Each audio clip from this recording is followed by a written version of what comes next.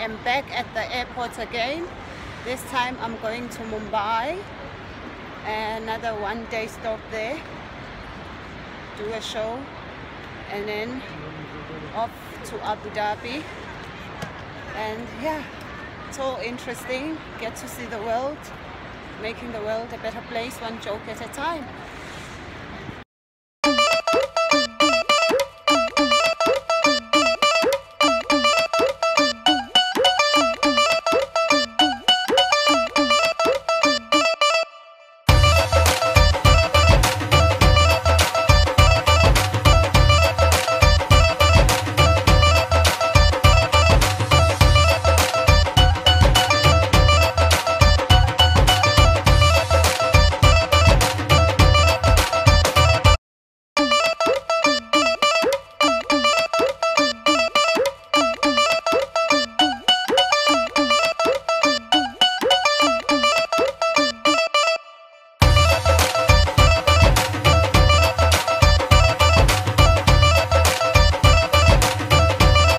About to order my very first Indian meal.